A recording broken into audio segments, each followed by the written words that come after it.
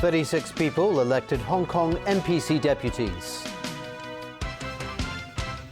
3 killed as an Amtrak train derails near Seattle." And Donald Trump unveils his national security strategy.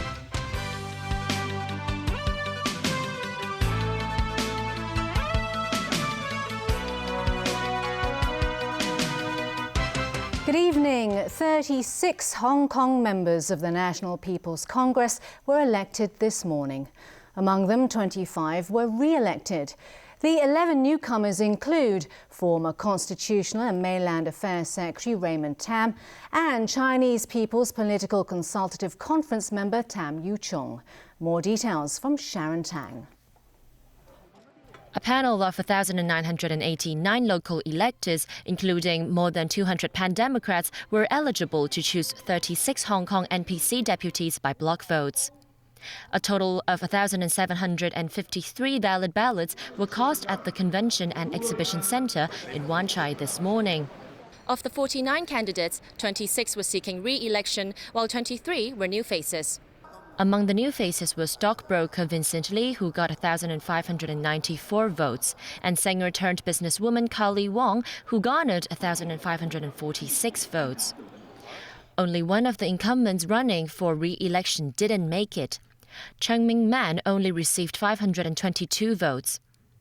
Executive Council convener Bernard Chan, also an incumbent NPC deputy, secured the most support with 1,693 votes.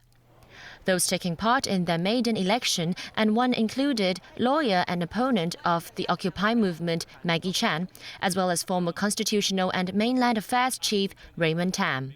It is the constitutional duty for the SAR to promulgate local legislation to give effect to the protection of national security. I have a duty to reflect fully the views of various sectors of the Hong Kong community to the central authority.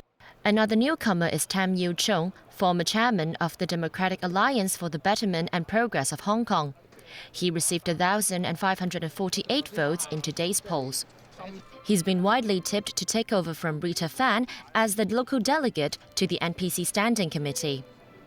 Candidates from the non-establishment camp failed to get elected, with Roger Wong getting 155 votes and Henry Lam receiving 256.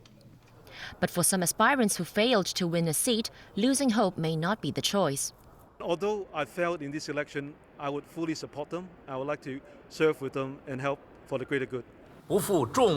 Wrapping up today's proceedings, NPC Standing Committee Vice Chairman and Secretary General Wang Chen said he believes the elected members will uphold the Constitution and the Basic Law so as to contribute to the stability of Hong Kong and the country. The results will soon be confirmed by the NPC Standing Committee, the highest legislative body in China. After the confirmation, the new members will be eligible to take part in the NPC annual session to be held in March next year. Sharon Tang, TVB News. In other local news now, legal troubles ahead for 3 executives at financial firm Convoy Global. The trio previously had their duties suspended after being arrested during a corruption investigation. Together with 25 other parties, they have been taken to court for damages over an alleged breach of fiduciary duty. Elmi Lung reports. Just days ago, Convoy Global Holdings Limited held a press conference aimed at restoring public confidence. Today, the locally listed firm stepped up action. It's suing 3 arrested staff, including Chairman Quincy Wong, Vice Chairman Rosetta Fong, and Director Christy Chan. All 3 have been suspended after their arrests. Convoy Global is also taking 25 other parties to court, including its former employees and companies with overlapping leadership that some warned against investing in. In a writ to the High Court, the financial firm detailed Roy Cho's firm grip over all aspects aspects of Convoy since 2013, such as appointing his associates to key roles at Convoy through Mark Mack, the company's then CEO. Cho allegedly acted as the shadow director, made managerial or executive decisions for the group, such as raising senior executives' salaries. The plaintiffs also allege that through a sophisticated scheme, a significant portion of money raised for Convoy or Town Health Group, which Roy Cho owns, was diverted back to him and related parties. Besides holding regular meetings with associates at Town Health's office, Cho allegedly also kept a secret email address with Convoy's stock code spelt backwards. Convoy argues such actions are serious breaches of fiduciary duties. For that, it's seeking unspecified damages, interest and costs from the 28 defendants.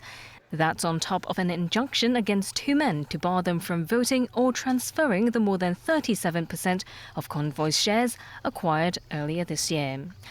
Elmi Long, TVB News.